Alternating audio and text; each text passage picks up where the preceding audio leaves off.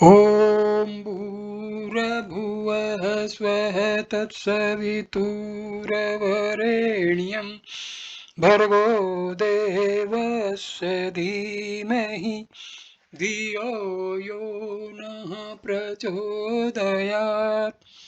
ॐ शान्ति शान्ति शान्तिः। नमस्ते मेरे प्यारे दोस्तों, ये भगवान रमन महर्षि की शिक्षाओं का 7वां वीडियो है। इस वीडियो को हम शुरू करते हैं प्रकरण 6 से। इसमें आत्म अनुसंधान की कुछ गलत धारणाओं के बारे में विचार करेंगे। इसमें भगवान रमन महर्षि ने आत्म संधान की जो शंकाएं हैं उनका समाधान किया है। श्री रमन के तत्व विषयक विधान अद्वैत वेदांत के अनुयायियों द्वारा पुरस्कृत सिद्धांतों के अनुरूप थे, जो भारत में पिछले 1000 वर्षों से अधिक समय से विकसित हुई तत्व चिंतन की प्रणाली है।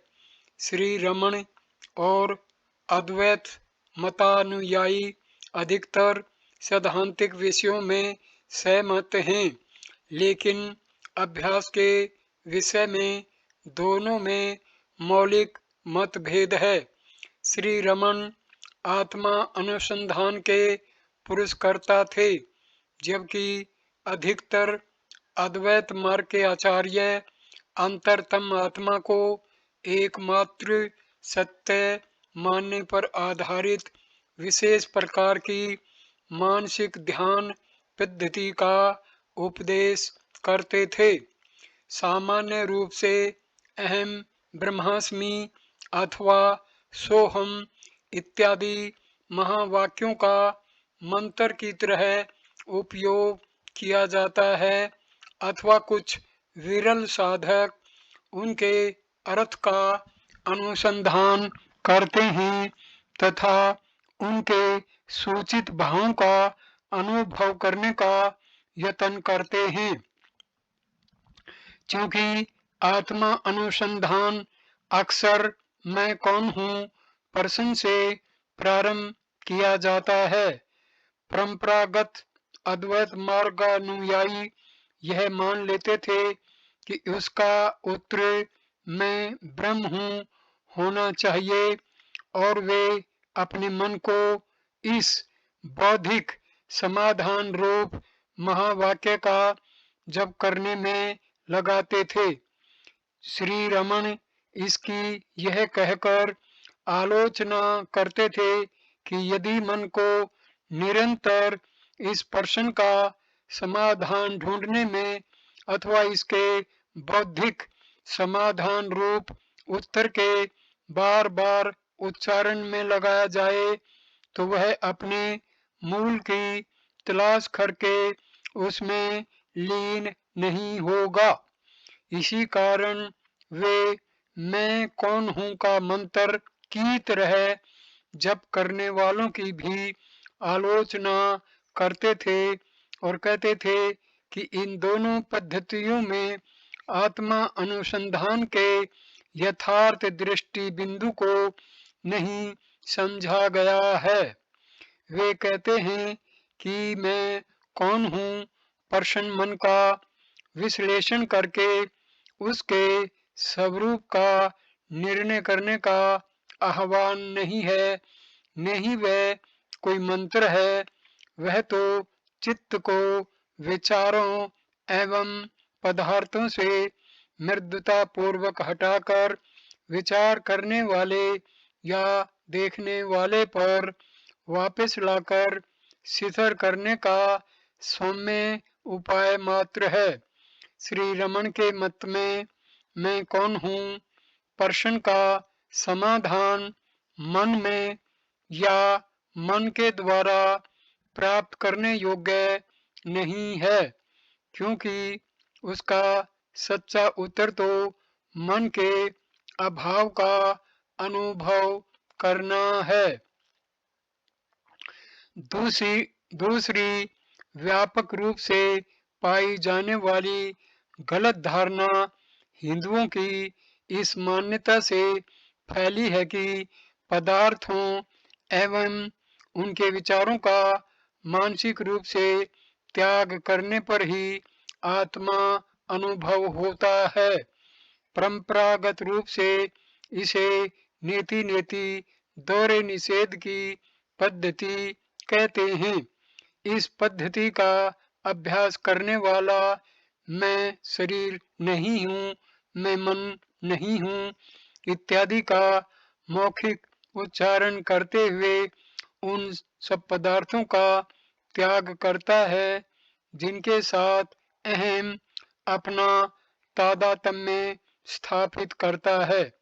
इसके पीछे अपेक्षा यह होती है कि धीरे धीरे सच्चा अहम अपनी शुद्ध सत्ता में अनुभव गोचर होने लगेगा।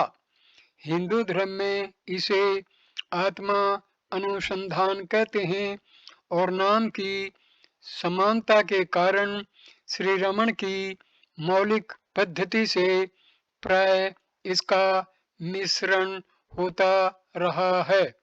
श्री रमन इस पारंपरिक आत्म विश्लेषण की पद्धति का यह कहकर अस्वीकार करते थे कि यह केवल बौद्धिक प्रक्रिया है जो साधक को मन से पर नहीं ले जा सकती और इस कारण वे अपने अनुयायियों को इसका अनुसरण करने के लिए प्रेरित नहीं करते थे।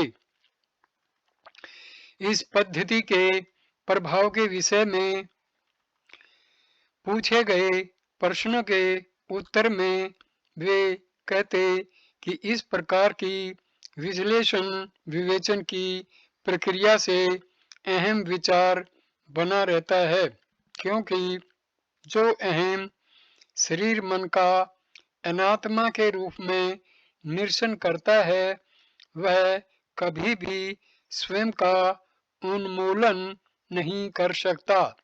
अहम ब्रह्मास्मि तथा नेति नेति प्रणाली का अनुष्ठान करने वाले साधकों की समान मान्यता यह है कि मन के द्वारा चलाई गई विधेयात्मक अथवा निषेधात्मक प्रक्रिया से आत्मा अनुभव हो सकता है।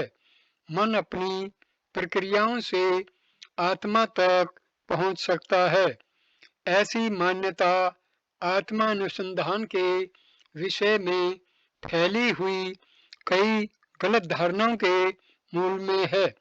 इसका सबसे महत्वपूर्ण उदाहरण यह है कि शरीर के मध्य में रहे हुए विशेष चक्र रूप हृदय केंद्र में एकाग्रता करना आत्मा अनुसंधान है। यह व्यापक रूप से पाया जाने वाला मत श्री रमण के हृदय विषयक कुछ विधानों का गलत अर्थघटन करने के परिणाम स्वरूप उत्पन्न हुआ है। इस धारणा की उत्पत्ति के कारणों को जानने के लिए इस विषय पर उनके कुछ विधानों का परीक्षण आवश्यक है।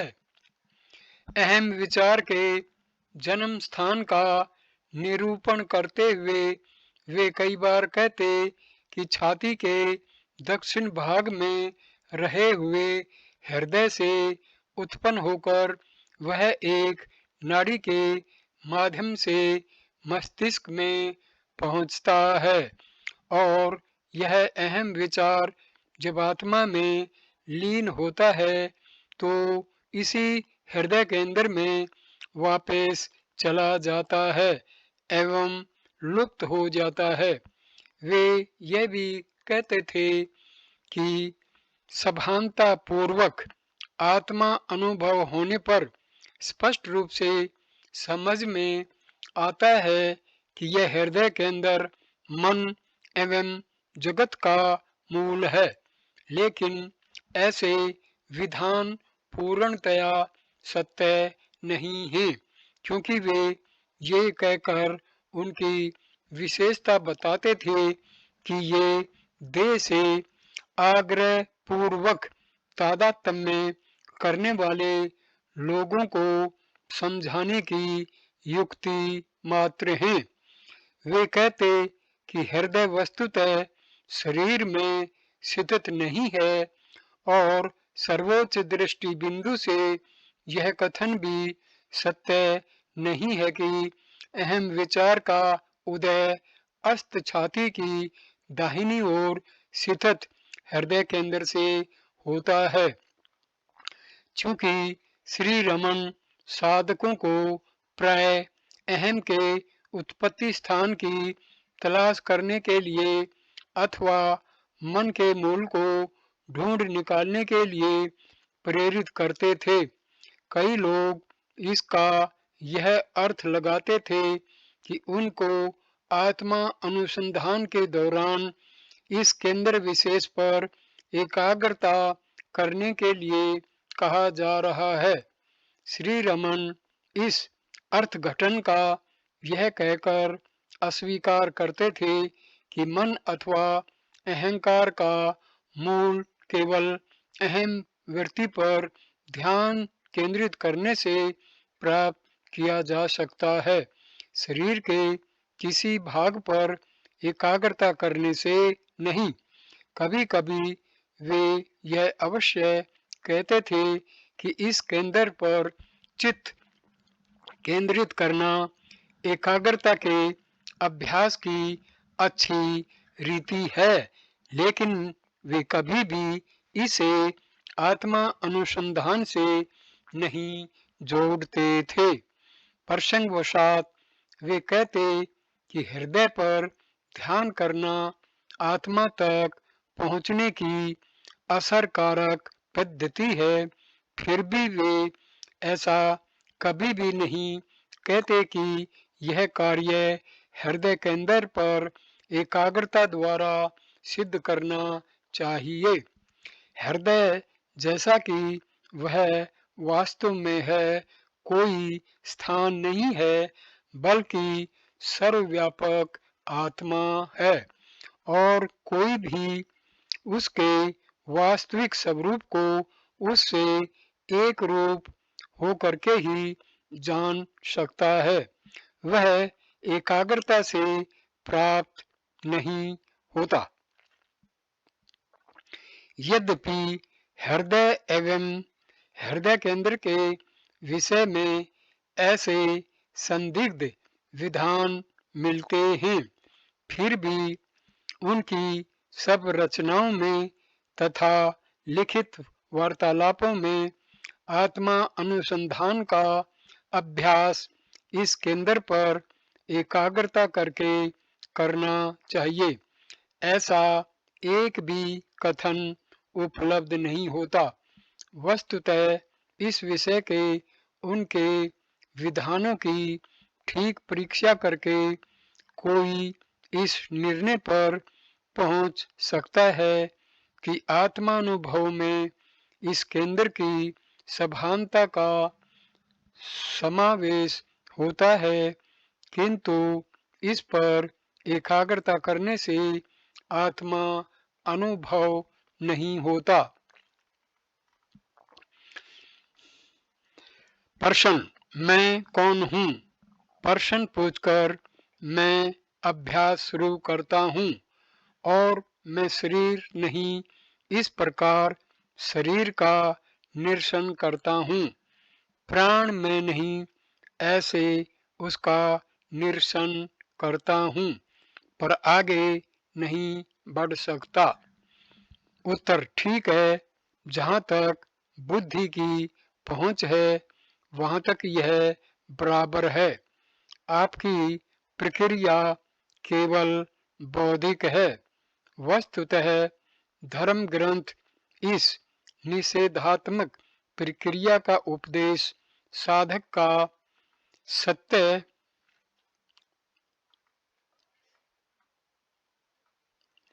को जानने में मार्गदर्शन करने के लिए करते हैं।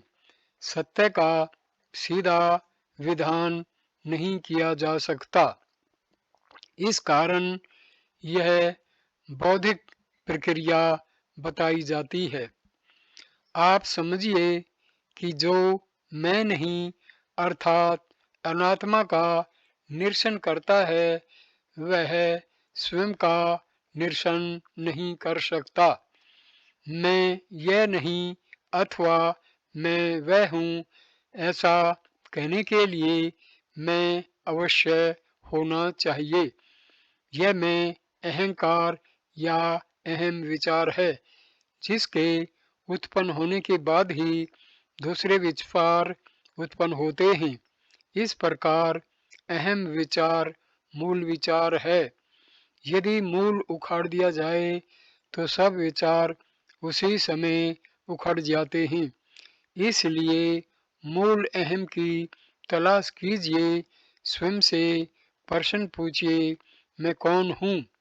उसके जन्म स्थान को ढूंढ निकालिए तो सब वृत्तियाँ लुप्त हो जाएंगी और शुद्ध आत्मा शेष रहेगा। प्रश्न, इसको कैसे किया जाए? उत्तर, गहरी नींद में, स्वप्न में एवं जागृत में मैं हमेशा होता है। जो नींद में था वही इस समय बोल रहा है। मैं का अनुभव निरंतर होता है।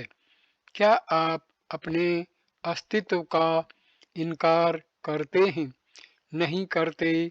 आप कहते हैं मैं हूँ। तलाश कीजिए कि वह कौन है। प्रश्न, मैं नेति नेति इस प्रकार ध्यान करता हूँ। उत्तर, नहीं, वह ध्यान नहीं है। मूल की तलाश कीजिए। आपको मूल तक अवश्य पहुंचना चाहिए। तब मिथ्या अहम अदृश्य होगा और सच्चे अहम का अनुभव होगा। मिथ्या अहम सच्चे अहम से अलग नहीं रह सकता। इस समय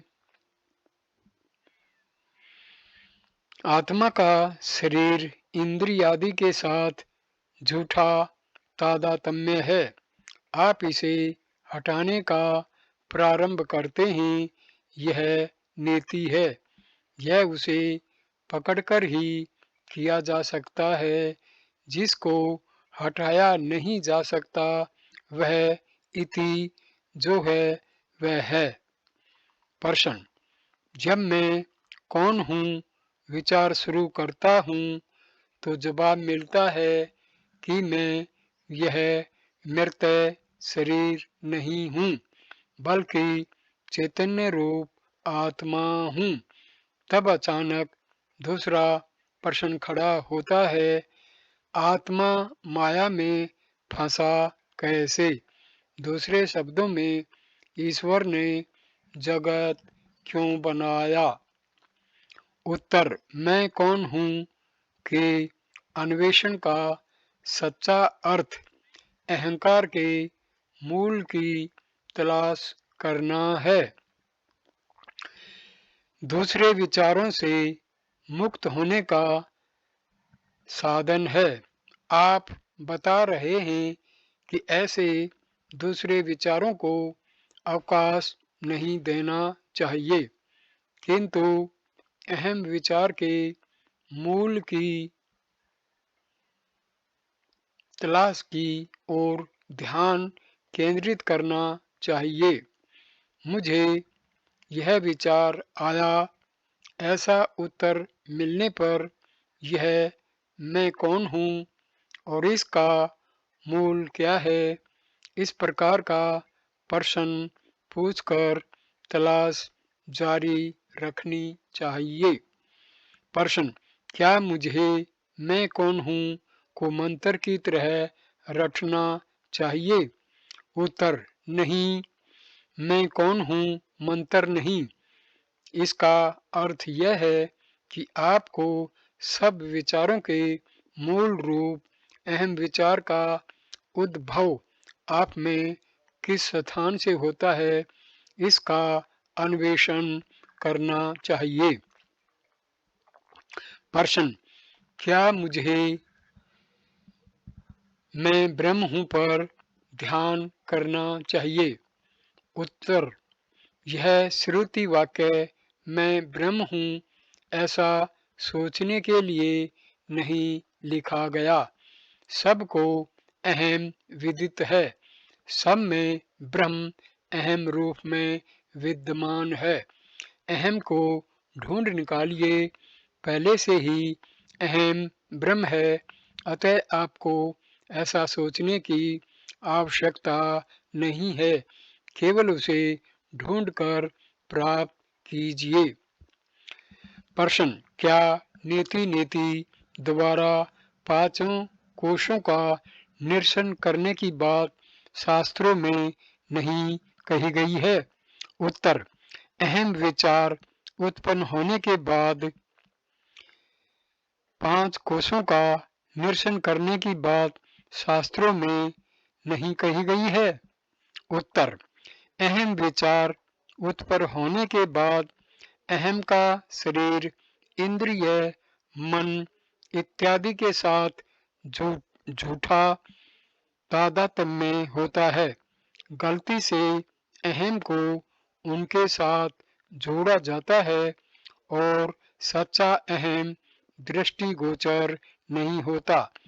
गलत अहम से सच्चे अहम को अलग करने के लिए यह निरसन प्रक्रिया बताई गई है, लेकिन इसका सही मतलब अनात्मा का त्याग नहीं, बल्कि सच्चे अहम को ढूंढकर प्राप्त करना है। सच्चा अहम अनंत आत्मा है, वह अहम पूर्ण, शाश्वत एवं आदि अंत रहित है। दूसरा अहम जन्मता और मरता है, वह अनित्य है। देखिए कि ये निरंतर बदलने वाले विचार किसके हैं? वे अहम विचार के बाद उत्पन्न होते हुए दिखाई देंगे। अहम विचार को पकड़े रहिए तो वे शांत हो जाएंगे। दृष्टि को उलटकर अहम विचार के मूल को ढूंढ निकालिए, तब केवल आत्मा शेष रहेगी। प्रश्न, यह समझना बड़ा मुश्किल है। मैं सिद्धांत समझता हूँ, लेकिन व्यवहार में क्या करना है? उत्तर, दूसरी पद्धतियाँ उन लोगों के लिए हैं जो आत्मा अनुसंधान के लिए असमर्थ हैं। अहम ब्रह्मास्मि का जप करने के लिए अथवा उसका विचार करने के लिए भी कर्ता की आवश्यकता है। वह कौन है? वह अहम है। बस अहम बने रहिए, यह सीधा मार्ग है। दूसरी पद्धतियां भी आखिर आत्मा को ढूंढने की पद्धति तक लाएंगी। प्रश्न, मैं अहम विषय में सभान हूँ, फिर भी मेरी परेशानियों का अंत नहीं हुआ। उत्तर, यह अहम शुद्ध नहीं है, वह शरीर तथा इंद्रियों के संबंध से मलिन हो गया है। देखिए कि परेशानी किसे है? वह अहम विचार को है, उसे पकड़े रहिए, तब अन्य विचार नष्ट हो जाएंगे। प्रश्न, हाँ, यह कैसे किया जाए, यही तो समझ में नहीं आता। उत्तर, अहम अहम को सोचते रहिए और अन्य विचारों को हटाते हुए उसी एक विचार को सूत्र की तरह पकड़े रहिए। प्रश्न, ईश्वर की विधेयात्मक धारणा करना मैं कौन हूँ के अन्वेषण से अधिक असरकारक नहीं है। ईश्वर है ऐसा मानकर चलना विधेयात्मक है, जबकि अन्वेषण निषेधात्मक है और भेद की कल्पना पर आश्रित है। उत्तर, जब तक आप आत्मा अनुभव कैसे करना उसका उपाय ढूंढ रहे हैं, तब तक आपको आपके आत्मा को जानने की सलाह दी जाती है। आपकी मार्ग जानने की इच्छा ही आपके भेद पर आश्रित है।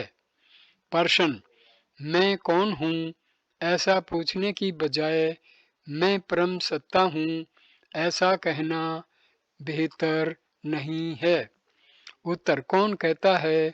कहने वाला कोई तो होना चाहिए, उसकी तलाश कीजिए। प्रश्न, आत्मानुसंधान से ध्यान अच्छा नहीं है?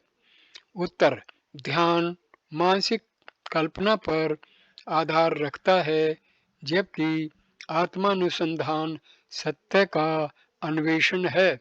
ध्यान का आधार वस्तु सत्ता है, अन्वेषण का आधार आत्म सत्ता है।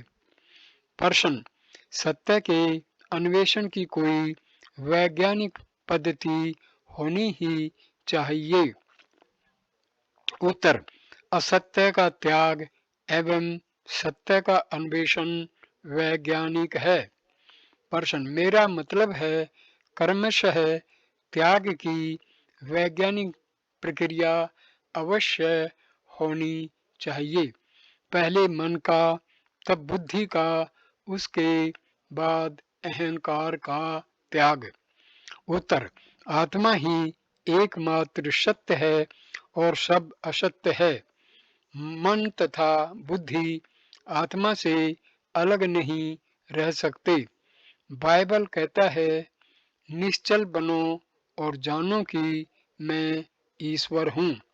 आत्मा को ईश्वर रूप जानने के लिए सिर्फ निश्चलता जरूरी है।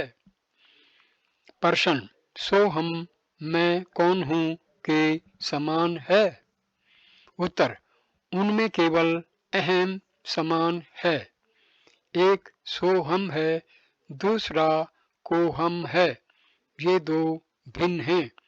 हमें क्यों सोहम कहते रहना चाहिए?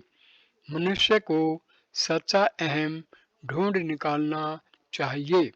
मैं कौन हूँ प्रश्न में मैं अहंकार है, उसकी तलाश करके उसके मूल स्थान को पाने पर पता चलता है कि उसका अलग अस्तित्व नहीं है, तब वह सच्चे अहम से एक रूप हो जाता है। आप कठिनाई देख रहे हैं। शिवोहम अथवा सोहम ध्यान से विचार भिन्न पद्धति है। मैं अधिकतर आत्मा के ज्ञान पर बल देता हूँ, क्योंकि आप विश्व तथा उसके मालिक को जानने का प्रयत्न शुरू करें।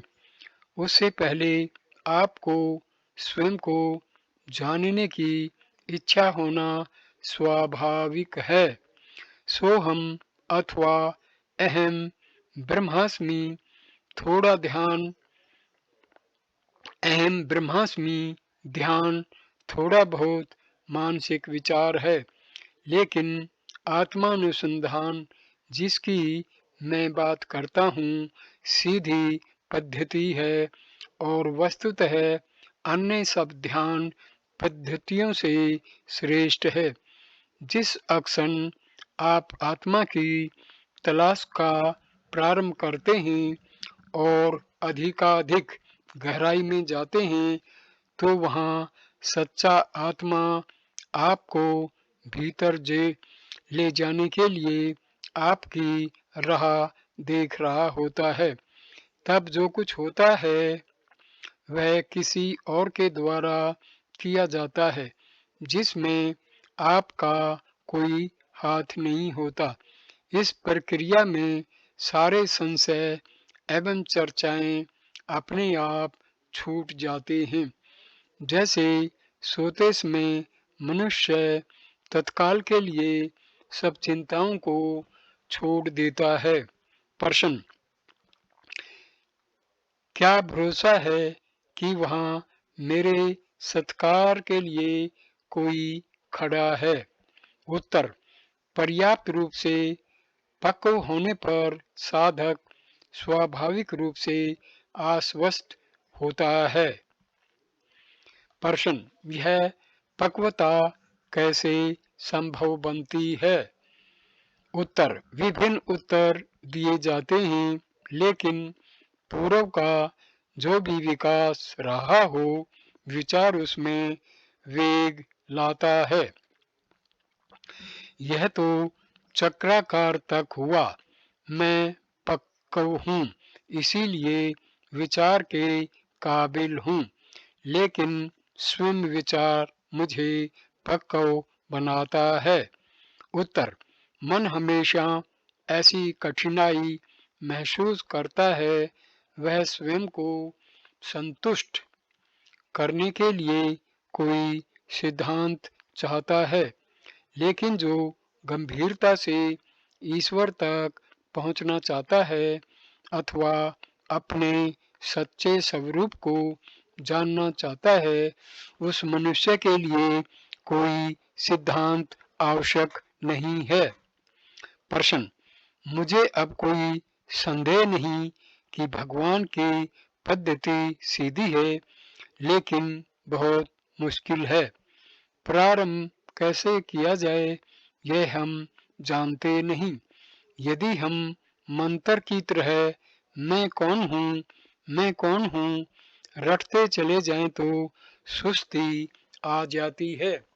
दूसरी पद्धतियों में शुरू में कुछ भावात्मक करना होता है और तब साधक कदम कदम आगे बढ़ सकता है, लेकिन भगवान की पद्धति में ऐसा कुछ नहीं है और अचानक आत्मा को पा लेना यद्यपि सीधा जरूर है तो भी मुश्किल है। उत्तर, आप स्वयं स्वीकार करते हैं कि यह सीधी पद्धति है। यह सीधी है और सरल है।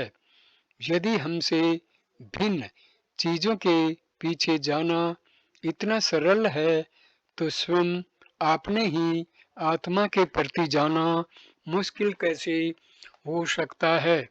आप कहते हैं शुरू कहाँ से करें? आदि अंत नहीं है। आप स्वयं आदि में और अंत में भी हैं। यदि आप यहाँ और आत्मा कहीं दूसरी जगह हो और आपको पहुँचना हो तो आपसे यह कहा जा सकता है कि कहाँ से शुरू करना, कैसे यात्रा करना और कैसे वहाँ पहुँचना।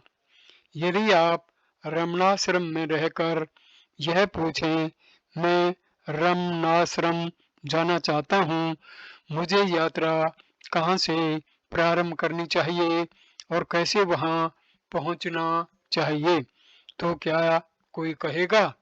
मनुष्य का आत्मा अनुसंधान ऐसा ही है। वह हमेशा आत्मा ही है और कुछ नहीं। आप कहते हैं मैं कौन हूँ, मंत्र रटने जैसा बन जाता है, लेकिन इस प्रश्न का यह अर्थ नहीं है कि आप बार बार पूछते चले जाएं। यदि ऐसा हुआ तो विचार इतनी सरलता से मरेगा नहीं। आप जिसे सीधी पद्धति बताते हैं उसमें अर्थात स्वयं को मैं कौन हूँ ऐसा पूछने में आपको करना यह है कि आप अपने भीतर सब विचारों के मूल रूप अहम विचार के जन्म स्थान की ओर मन को मोड़ें, क्योंकि आत्मा आपके भीतर है,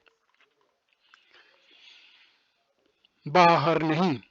आपको बाहर जाने की बजाय अपने अंदर मुड़कर डुबकी लगाने के लिए कहा जाता है।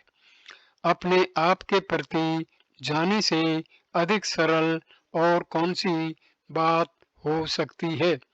लेकिन फिर भी हकीकत यह है कि कुछ लोगों को यह पद्धति मुश्किल लगेगी और पसंद नहीं आएगी।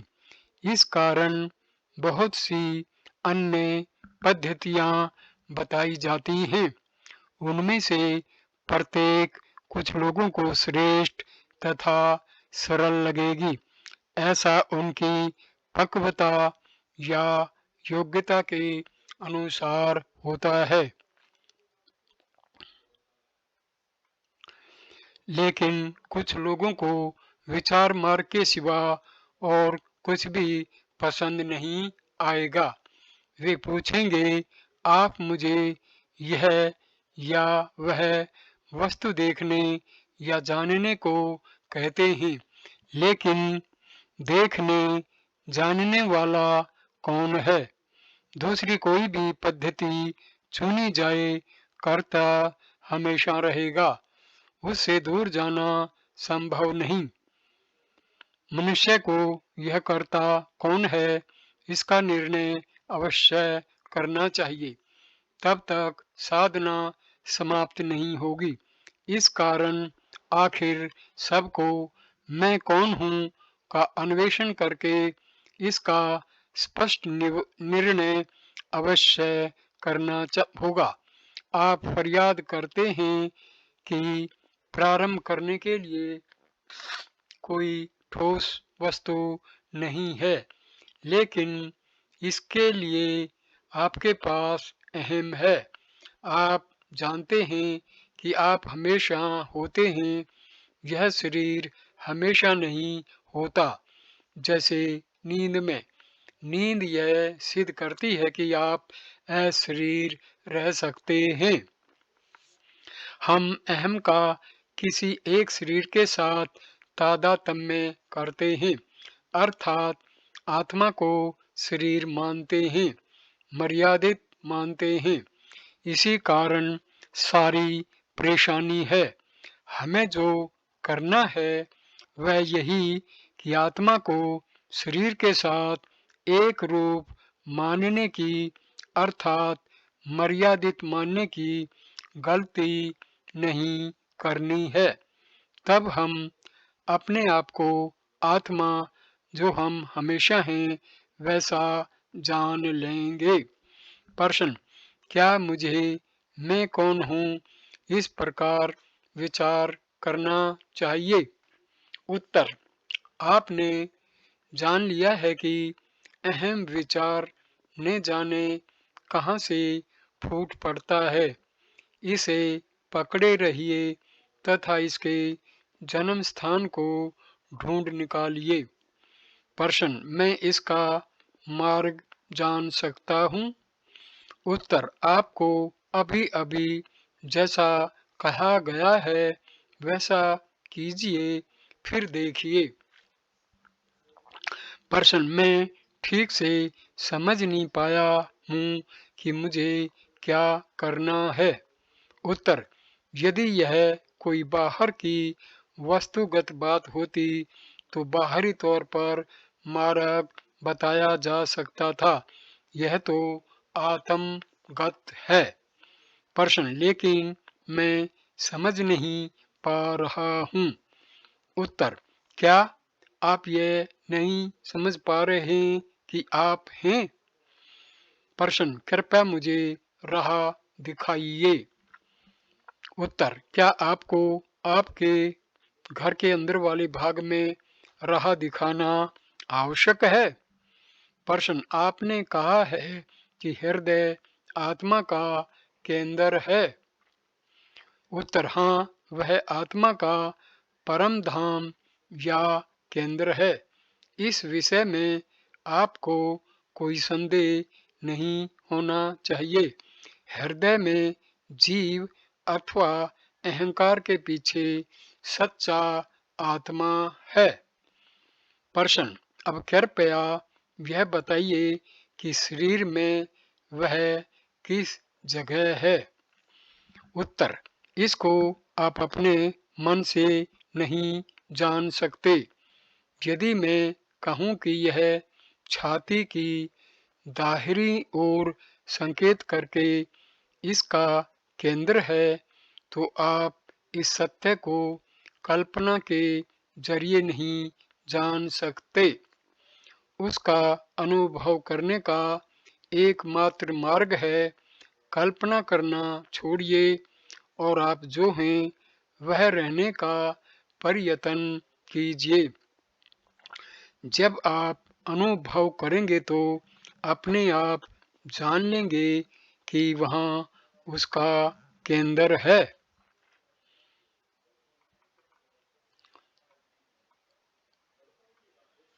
यह केंद्र है, हृदय है, जिसे उपनिषदों में हृदय गुहा, अरूल, अनुग्रह, उल्लम हृदय कहा गया है।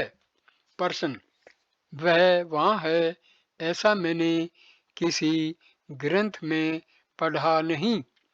उत्तर, यहाँ आने के बहुत समय पश्चात मैंने आयुर्वेद के प्रामाणिक ग्रंथ अष्टांग हृदय के मलयालम अनुवाद में एक श्लोक देखा जिसमें कहा गया था कि ओजः स्थान छाती की दाहिनी ओर है, जिसे संवित का स्थान भी कहा जाता है।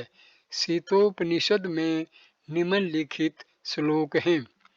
ऊपरी जठरदेशयापि वक्षांतरे च वपुषि विविधवर्णं षट्कमस्यङ्कानां कुवलयकलिकाभं दक्षिणांशे निविष्टं भवति हृदयम् अन्तर्मध्यतो द्विगुलान्ते भवति वदनमस्य तवाव्यर्तं तत्र मध्ये वियति निबिडमास्ते ज्ञानरूपं तमिस्त्रम् इहि सकलनाडी संदयो वासनाश्च भवति सदनं मत प्राण चेतो द्युतिनाम। शरीर में छाती के बीच में जठर के ऊपर विविध रंग के 6 अंग हैं। भीतर दाहिनी ओर मध्य से 2 अंगुल दूर कमल की कलिका के समान हृदय है। इसका मुख बंद है और इसके मध्य में रहे हुए आकाश में अज्ञान का घना अंधकार है। यहाँ सब नाड़ी संधियां एवं वासनाएं हैं। यह प्राण तथा चित्त के प्रकाश का निवास स्थान है। प्रश्न, क्या मैं आश्वस्त रह सकता हूँ कि प्राचीन ऋषियों ने हृदय शब्द से इसी केंद्र का निर्देश किया है? उत्तर, हाँ, यह सही है, लेकिन आपको उसकी स्थिति के बारे में जानने के बजाय उसका अनुभव करना चाहिए। मनुष्य यदि देखना चाहे तो उसे आँखों का स्थान निश्चित करना जरूरी नहीं है। हृदय आपके लिए सदैव खुला हुआ है। यदि आप उसमें प्रवेश करने के लिए उद्यत हों, आपने जानते हों, तब भी वह आपकी सब गतिविधियों को आश्रय देता है।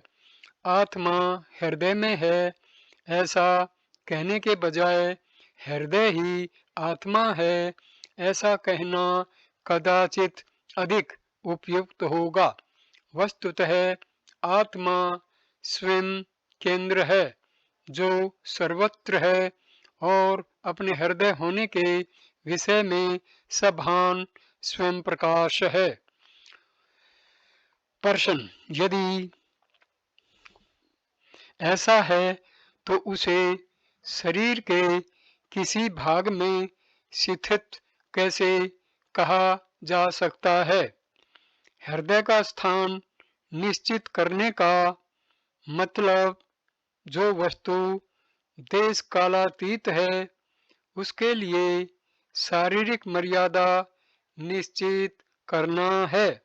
उत्तर, यह सही है, लेकिन जो मनुष्य हृदय के स्थान के विषय में प्रश्न पूछता है वह स्वयं को शरीर के साथ या शरीर में रहा हुआ मानता है। इस प्रश्न को पूछते समय आप यह कहेंगे कि आपका शरीर यहाँ है और आप किसी दूसरी जगह से बोल रहे हैं। नहीं, आप आपके शारीरिक अस्तित्व को स्वीकार करते हैं। इस दृष्टि से हृदय के संदर्भ में भौतिक शरीर का निर्देश किया जाता है।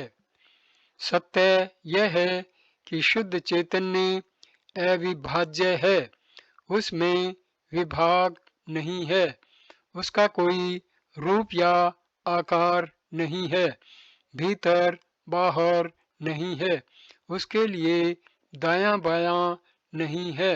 शुद्ध चैतन्य जो कि हृदय है सबको अपने भीतर समाविष्ट किए हुए है और कुछ भी उसके बाहर या उससे भिन्न नहीं है। यह अंतिम सत्य है। पूर्णता के इस दृष्टिकोण से हृदय, आत्मा अथवा चैतन्य का कोई विशेष स्थान भौतिक शरीर में निश्चित नहीं किया जा सकता, क्योंकि शरीर मन का प्रक्षेपण मात्र है और मन तेजों में हृदय का तुच्छ प्रतिबिंब है। सबका समावेश जिसमें होता है वह हृदय भौतिक शरीर के छोटे से स्थान में कैसे समाविष्ट हो सकता है, जो स्वयं एकमात्र सत्य के दृश्य रूप में व्यक्त हुए स्वरूप का स्वल्पतम अंश है। लेकिन लोग यह नहीं समझते, वे भौतिक शरीर एवं विश्व के संदर्भ में ही सोचते हैं। उदाहरण के तौर पर आप कहते हैं कि आप हिमालय के उस पार के देश से यहाँ इस आश्रम में आए हैं, लेकिन यह सत्य नहीं है। आना जाना या किसी भी प्रकार की गति उस एक सर्वव्यापक आत्मा जो वास्तव में आप हैं के लिए कैसे हो सकती है? आप तो हमेशा जहाँ होते हैं वही हैं। आपका शरीर एक स्थान से दूसरे स्थान में यहाँ पहुँचने तक लाया गया है। यह सरल सादा सत्य है, लेकिन उस मनुष्य के लिए जो स्वयं को दृश्य वस्तु रूप विश्व में रहा हुआ एक दृष्टा मानता है, यह सर्वथा काल्पनिक लगता है। सर्वसाधारण समझ की भूमिका पर नीचे उतरकर भौतिक शरीर में हृदय के स्थान का निर्देश किया जाता है। प्रश्न, तो मैं श्री भगवान के छाती में विशेष स्थान में हृदय केंद्र का अनुभव होता है, ऐसे विधान को कैसे समझ सकता हूँ? उत्तर, एक बार यदि आप यह स्वीकार करें कि सत्य तथा पूर्णता के दृष्टिकोण से शुद्ध चैतन्य रूप हृदय देश कालातीत है, तो शेष सब बातें उनके सही परिप्रेक्ष्य में आप सरलता से समझ जाएंगे। प्रश्न, हृदय दाहिने बाएं या मध्य में रहा हुआ बताया जाता है। इन मतभेदों के रहते हम उस पर ध्यान कैसे कर सकते हैं? उत्तर, आप हैं यह एक तथ्य है। ध्यान आपके द्वारा आप में और आपका होता है। जहाँ आप हैं वहीं ध्यान होना चाहिए। वह आपके बाहर नहीं हो सकता। इस प्रकार आप ध्यान के केंद्र हैं और वही हृदय है। संशय तब उत्पन्न होता है जब आप उसे किसी ठोस भौतिक वस्तु के साथ एक रूप समझते हैं। हृदय कोई ख्याल या ध्येय नहीं है, बल्कि ध्यान का स्थान है। आत्मा सदैव केवल अकेला रहता है। आप शरीर को हृदय में देखते हैं, विश्व भी वहीं दिखता है, उससे भिन्न कुछ भी नहीं है। इस कारण सभी प्रकार के प्रयत्नों का स्थान वही है।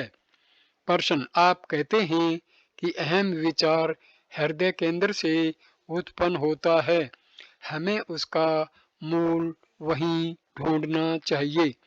उत्तर, मैं आपको आपके शरीर में अहम कहाँ से उत्पन्न होता है उसे देखने के लिए कहता हूँ, लेकिन यह कहना वस्तुतः सत्य नहीं है कि अहम का उदय अस्त छाती के दक्षिण भाग में रहे हुए हृदय से होता है।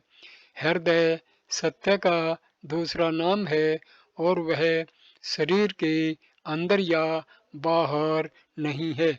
चूंकि वह केवल अद्वितीय है, उसमें अंदर बाहर नहीं हो सकता। प्रश्न, हृदय पर ध्यान करने के लिए मुझे छाती की दाहिनी ओर मन को एकाग्र करना चाहिए? उत्तर, हृदय भौतिक नहीं है। दाहिनी या बाईं ओर ध्यान नहीं करना चाहिए। ध्यान आत्मा पर करना चाहिए। सब जानते हैं मैं हूँ। यह मैं कौन है? वह अंदर बाहर या दाहिने बाएं नहीं है। मैं हूँ, बस यही पूर्ण है। दाहिने बाएं का ख्याल छोड़िए। ये तो शरीर के संदर्भ में कहे जाते हैं। हृदय आत्मा है, उसका अनुभव कीजिए और आप स्वयं सब समझ जाएंगे। हृदय क्या है और कहाँ है, यह जानना जरूरी नहीं। यदि आप आत्मा का अनुसंधान शुरू करेंगे तो वह अपना काम करेगा।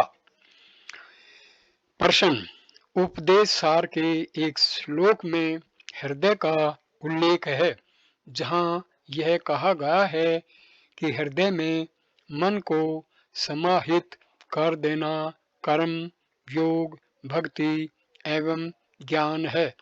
वह हृदय क्या है? उत्तर, जो सबका मूल है, जिसमें सब रहते हैं और अंत में लीन हो जाते हैं, उस हृदय का वहाँ उल्लेख है।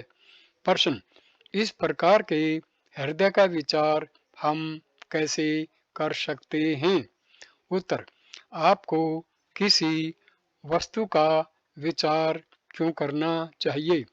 आपको केवल यह देखना है कि अहम कहाँ से प्रकट होता है।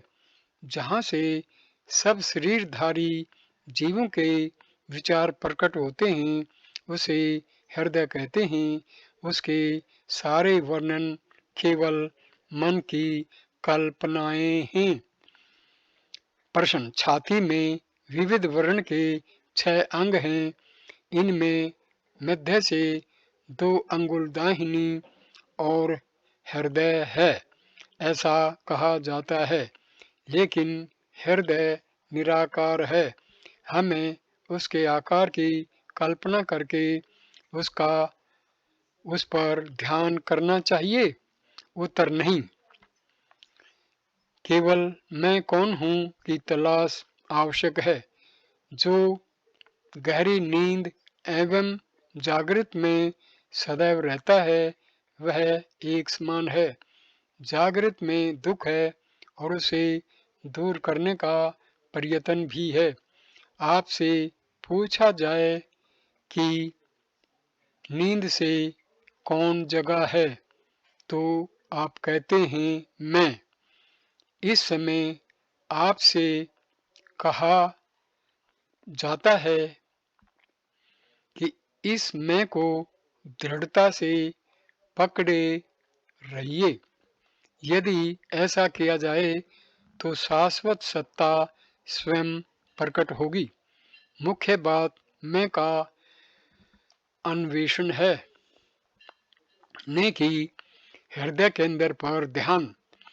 बाहर भीतर जैसा कुछ नहीं है। दोनों का अर्थ समान है या कोई अर्थ नहीं। यह सच है कि हृदय केंद्र पर एकाग्रता की पद्धति भी है। यह केवल अभ्यास है, आत्मा अनुसंधान नहीं। हृदय केंद्र पर एकाग्रता करने वाला साधक ही मन के निश्चल निर्विचार होने पर सभान रह सकता है। दूसरे केंद्रों पर ध्यान करने वाले इस प्रकार सभान नहीं रह सकते। केवल मन के पुनः सक्रिय होने पर अनुमान करते हैं कि मन निश्चल था। शरीर के किसी भी भाग में आत्मा के निवास को मानकर ध्यान करने वाले को उस विचार की शक्ति से जैसे आत्मा वहीं रहता हो ऐसा मालूम होगा। उदय अस्त होने वाले अहम के लिए प्रेमास्पद हृदय ही एकमात्र शरण है। यद्यपि यह कहा जाता है कि हृदय भीतर बाहर दोनों जगह है, लेकिन निश्चित जानिए कि पूर्ण सत्य की दृष्टि से वह न भीतर है न बाहर, क्योंकि शरीर जो कि भीतर बाहर के भेदों का आधार है, विचार करने वाले मन की कल्पना है। हृदय अथवा मूल स्थान सबका आदि मध्य एवं अंत है। परम व्योम रूप हृदय कभी भी कोई रूप नहीं है, वह सत्य का अप्रमेय प्रकाश है।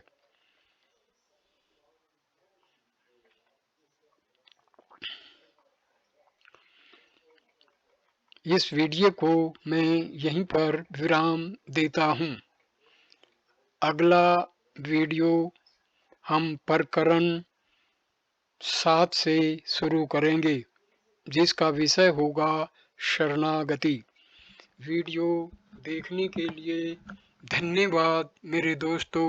नमस्ते, नमस्कार।